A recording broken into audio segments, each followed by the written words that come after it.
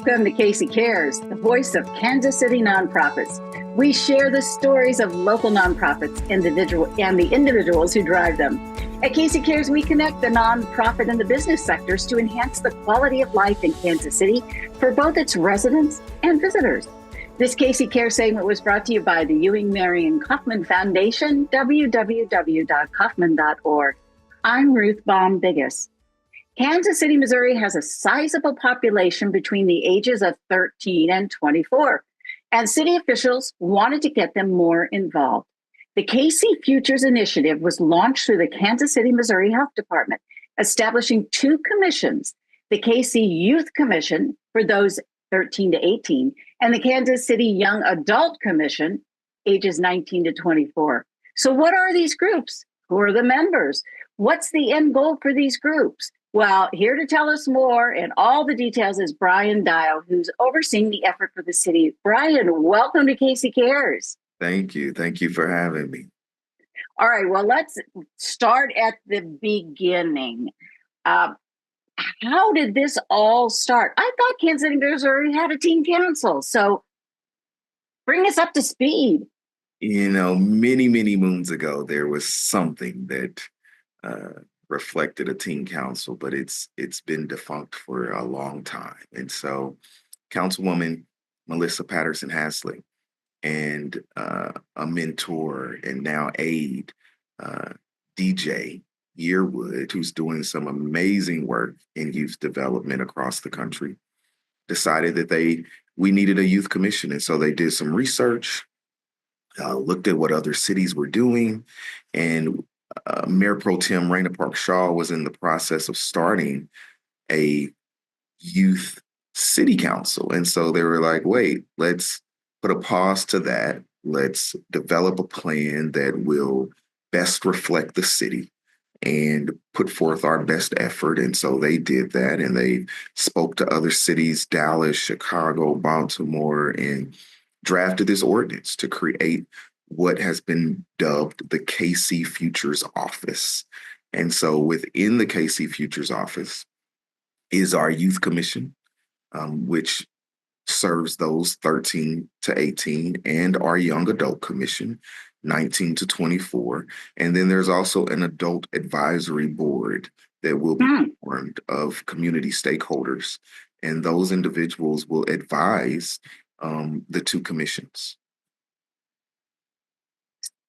So this was actually somewhat of a legislative process to put this in place.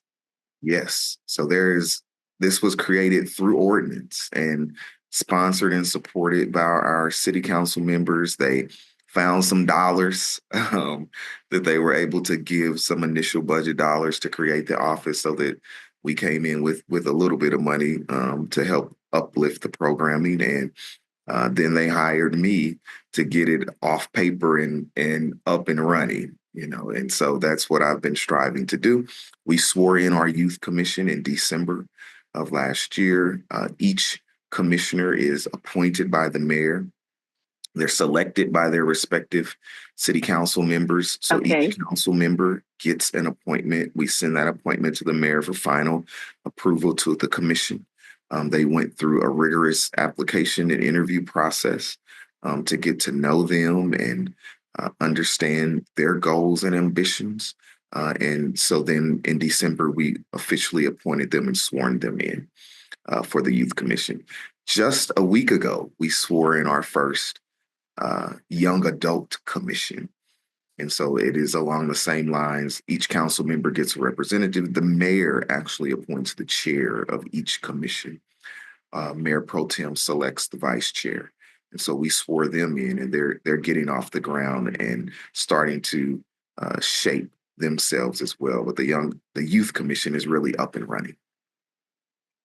So these are young people who really want to be engaged and involved.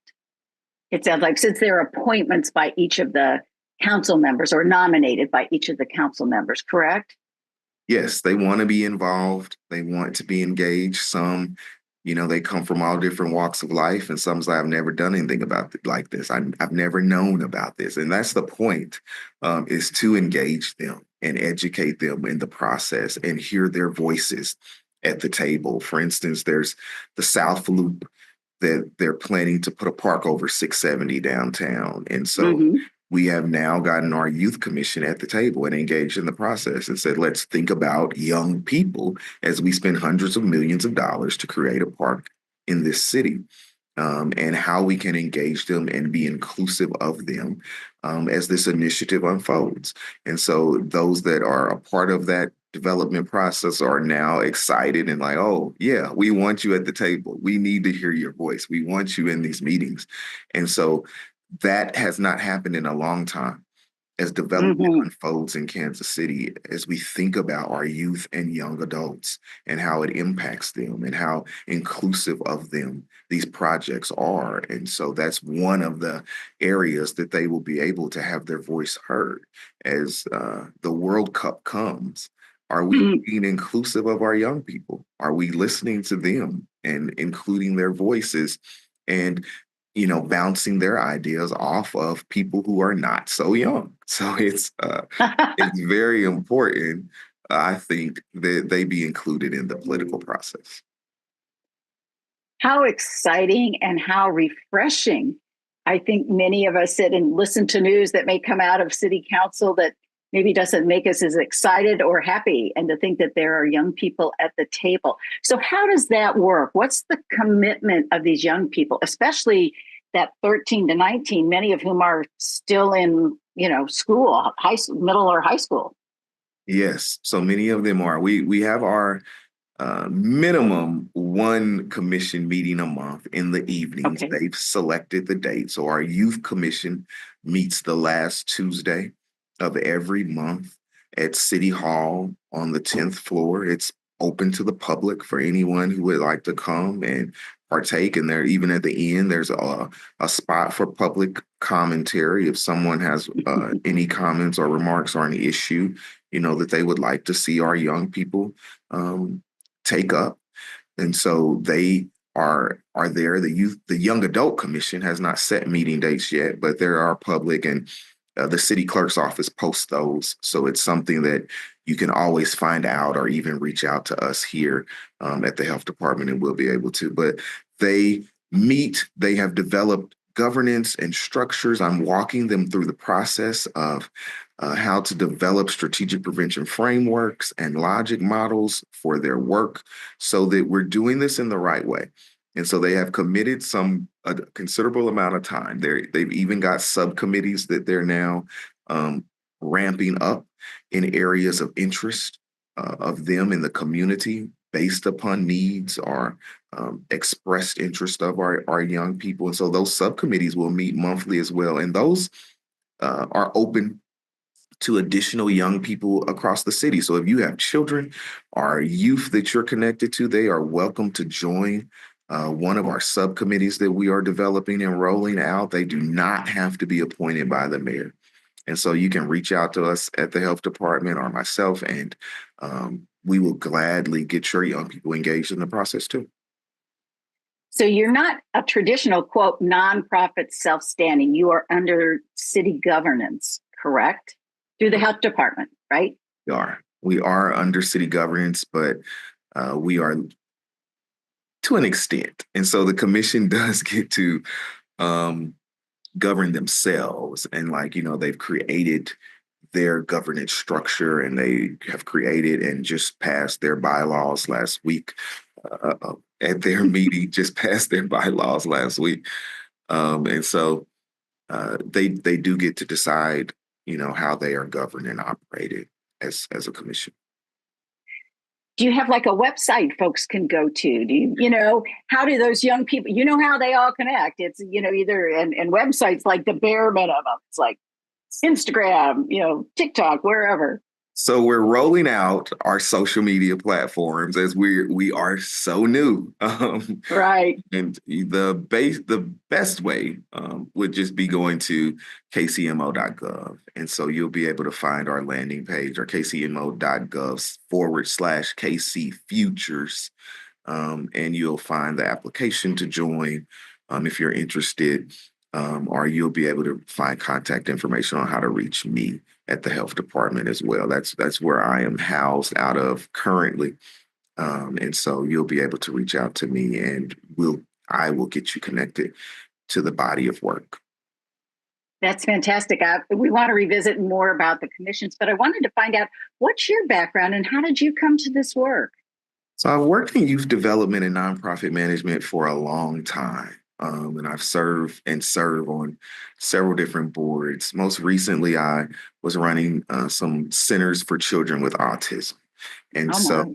I saw this and I thought this was a great opportunity to further improve the lives of young people in our community. And it's so desperately needed. And I jumped on the opportunity to develop these commissions and help them map out community assets and needs to improve those respective demographics' lives. And that's what they're charged with: improving the lives of youth and young adults, advising our council and city manager and mayor on topics and needs and initiatives to make their lives better. We want to retain these young people in our city. Often they go to college and move away and don't come back, Mm-hmm. and so we want them to know that Kansas City is a viable place to live, raise a family, have fun from youth to seniors, and be safe in this great metropolis. And so I'm working with Hickman Mills Prevention Coalition, which has a Hope Hangout in South Kansas City, and I serve as their chair of the board of directors. I've served on the board of More Squared. I've worked with Casey Cares Health Center, which Mm-hmm. is similar name to this podcast. Um, and so most of my professional career has centered around young people and improving their lives and developing them. Well, thank you for doing it. Sometimes it's not such easy work. No, not at all. So you've got two new commissions, one very, very new in terms of its being their members being legally on board. Let's talk about the younger group for a little bit, if we can. 13 to 19 is a huge age. I mean, they're teens, but developmentally, maturity, etc. How do you work with them and how do you navigate listening and hearing all those voices? Yes, it is a true smorgasbord of voices. And so I held a planning retreat with them a couple of weeks ago so that they can get to know each other, Mm-hmm. and so that we can begin to lay the groundwork and officially start the training process. And so, I think that step one is speaking to everyone, at a basic level and say, hey, you might have had some experience with Robert Rules of Order, but we're going to train everybody, on Robert's Rules of Order. And this is how commissions will function. These are basic needs of your community. Just officially training them and bringing them on board in that engagement process has been the focus right now. But then in meetings, when we have someone experienced as our chair who has been Youth of the Year, who's working in some substance abuse efforts and lending his voice to all sorts of things versus some other younger people who have not, I will sometimes interject and say, hey, I hear this being said because I wouldn't want his voice to overpower, their opinions. And so reminding them through the process and even through Robert's Rules of Orders, like, so his is just a suggestion, but there needs to be a motion on the floor. Or is there a vote? And do you have other suggestions or opinions or options, and ensuring that all voices at the table are heard and that they feel as if, they're empowered to speak up has been a focus. And so it's been a beautiful process to watch it unfold. I think that our last commission meeting was just great as they debated over supporting the upcoming school bond and if they would Mm. publicly say something or not. And so to hear the concern of teenagers, and actually debating this was just amazing to me. And to hear them weigh the pros and cons and who wanted to do it and not. And some are in KCPS and some are Mm-hmm. not. Some are in, affluent private schools. Some are up north. And so to bring that together and to educate one another and draw opinions, it was a beautiful thing to see as they empowered one another at their commission meeting. So I think that's shaping, and I am excited about what these young people will do. These teenagers are just, and in a world of TikTok and Snapchat and all these different Hmm. social media platforms, their reach is unlimited. And I think they're really going to shake things up this year with the work that they produce. That's great. So I'm wondering, what have these kids brought to the table that's of most concern to them? Some of the issues, in our retreat, we narrowed Hmm. down to four issues. And so quality education was an issue that they want to focus on. Youth friendly spaces was an Hmm. issue as we unfold, and you'll see the mayor talk about all these billions of dollars in development. So let's make sure that some of those spaces are youth friendly, that they're welcome to be there. Uh, Crime was an issue that they want to take up. It seems to be a hotbed in Kansas City and uh, even in St. Louis, as the state has now taken that police force back over. After a statewide vote in 2012 that allowed local control, they're now back under state control for their police. And so crime is something that they want to look at. And then substance abuse and mental health with young people topped off their four key areas this year that they want to focus on. And so now we will develop logic models and really nail down the areas under those broad topics that they would like to focus on. Something that popped up out of youth friendly places was the curfew. So it's summer rolling around, Hmm. the curfew for my Northlanders at Zona Rosa, for Midtown folk at the Plaza, is something that is of issue to them that the commission would like to take up and discuss with council and leadership on some alternatives. Our Parks Board is charging young people to participate at community centers, $5, $10 a day, or a yearly fee of $120. So the commission wants to take that up to find an alternative to those fees because most cannot afford that, either the Right. yearly fee or the $5 or $10 a day. That's a lot of money to come up with for a young person. And so that's something that our commission will be looking at, drafting some alternatives and pushing a discussion on those fees being done away with, or finding some type of alternative citywide so that young people have a place to go that is safe, that's violence free, and that is affordable for them. And so I think, this commission is poised to quickly, impact youth across our city. How often do they like report to the city council? Is it a regular report in legislative session, or how do they get their voices and their great ideas where the people who can put them in place are?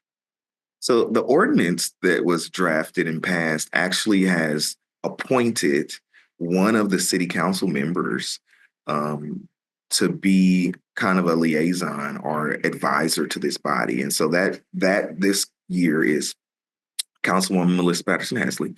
And so she works very closely with the commissions and encourages that voice. And so they are encouraged um, to meet with, email, call their Hmm. local representative, and then we will pull them together. So, like quarterly, they'll meet with the Young Adult Commission, Okay. and then that's what forms what we're calling the KC Futures Commission. So both commissions will come together to form one quarterly and work together on initiatives and stuff. And then they will take those initiatives to the council. There are instances where the council has already pushed things to us and say, hey, my constituents are wanting to do this, and we're going to assign this to you to flesh through and bring back to us as a body with your advice or your position on what you think we should do citywide. And so a couple of those things we're fleshing out and researching and developing a voice, but they will be very regularly engaged with the council and mayor and city manager acting, and the new one is hired. Lots of work, but how great to bring that voice forward. Now, I know that you've just, quote, sworn in the young adult commission, the older group of young people. Too early to talk about kind of their priorities since they have been officially seated? They've been officially seated, but they have not had their first meeting yet. Okay. So they're really at the beginning. They're at the very beginning stages. But our youth really took off between December and now. And so I'm expecting the young adults to do the same thing. They will have their initiatives and goals and stuff set within the next month and a half. And we'll hit the ground running just like our youth have. It's very exciting. Since you're the bird in the room and helping keep it all organized, I'm curious, what's your observations of, you've brought a diverse group of young people together. Gosh, what was like first meeting like? And now where are you? They were kids are kids, right? Yeah. So they were very timid the first meeting, and very uneasy, and so that's why we had to, get them together and kind of lay the I don't want to say ground rules, but the expectation that you have a voice, that you can speak up, that get comfortable and get to know one another. And so we really spent some time doing that. And you saw that unfold in the last meeting. That's why I just thought the last meeting was by far, and that was meeting number 3, and it was by far the best meeting. And they were in full debate, fully engaged, entrenched in the issues, and have their ideas. They voted to start a international committee. Some are interested in international works and relations. So that subcommittee is launched and voted and approved last week. And so they've got so much that they're doing. And I think we have the best chair and co-chair. I don't know how the two melded so well, but for our youth commission, we have the best chair and co-chair, and they're opposites. And so that keeps it going and keeps it exciting. And they're both just highly intelligent young people that are fully aware and engaged in what's happening in their city and so concerned with what's happening.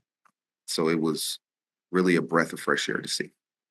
How long do they sit, or how long are they members of the commission? So they're 2-year terms that they can sit on unless they age out. And so we'll have a couple at the end of the year that will age out and go to college. The commission. So we'll be looking for more young people. And there are no, I want to say minimum requirements, but anyone is welcome to apply and join this commission. We want to help transform lives of young people across the city and show them, how to be engaged in civics and political engagement in the life of the city and the options that are out there. And so they will be engaged additionally with other youth commissions across the country that come together at National League of Cities. And so our office was actually won an award in DC in March too. The Casey Futures office was awarded by the National League of Cities their 2025 Diversity Award for the diversity of our commission. And so these young people will travel to those trainings. We'll take them in November, the next one to Salt Lake City, and they'll get to engage with youth and develop and plan their work with people from all over the country.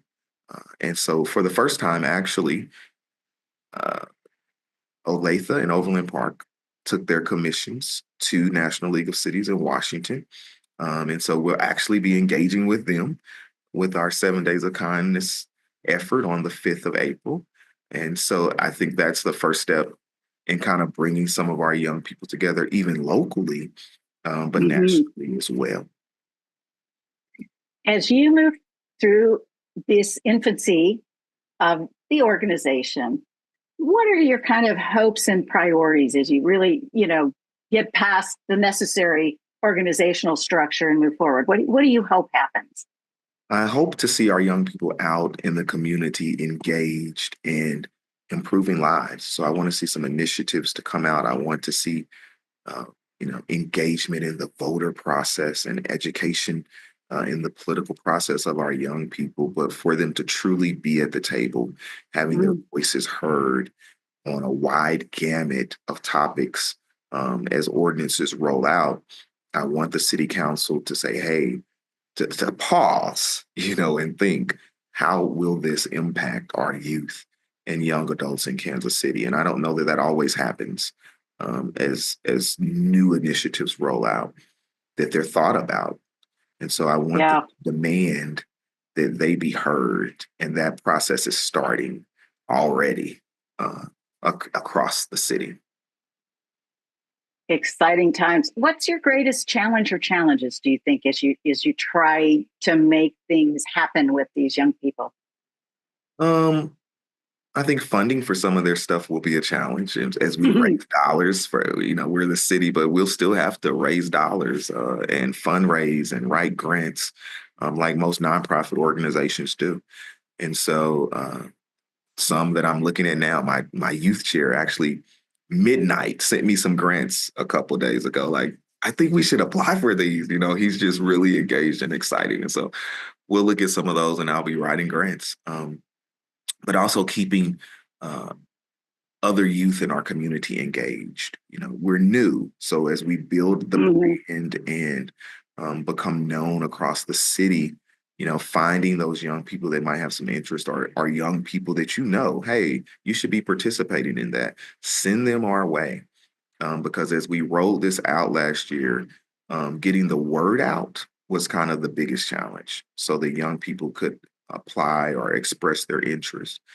So we had to really beat the pavement hard to let people know this was starting and to drum up some interest. So I think as we have to really ramp up to do that again, as we have some young people that won't get to serve a 2-year term, that'll be a challenge as they go off to college, engaging more youth. And so we want to be aware of, young people throughout the community that might be of interest in this program. Are you working? I know you're working with the school district. Are you working with like other youth organizations to kind of get that ripple out? Yes, we are engaging other organizations to get the ripple out, and on both ends of the river. Again, we want this to be a true demonstration of what the city looks like, and so I think we have that in our youth commission. There's some at Pembroke and there's some way up north. There's some right here in KCPS. And so we want to continue that diversity of our commission. And so if someone's watching this and you run a youth organization, please reach out and let us know so that we can develop partnerships as we are in these infancy stages and developing governance. We are looking for community partners to partner with us in the work that we strive to do with these commissions. Bryan, thank you for joining us today and sharing this. This is exciting news and how great. I mean, these are the leaders of our community in the future, and giving them this kind of mentorship and leadership, but yet giving them a voice is so important. So thank you for spending time with us. Thank you so much. And I agree. One of our future mayors is definitely on this youth commission. So there you go. They are here. Thank you for joining us for KC Cares. Excuse me. We're Kansas City's nonprofit voice. This KC Cares segment was brought to you by the Ewing Marion Kaufman Foundation, www.kaufman.org.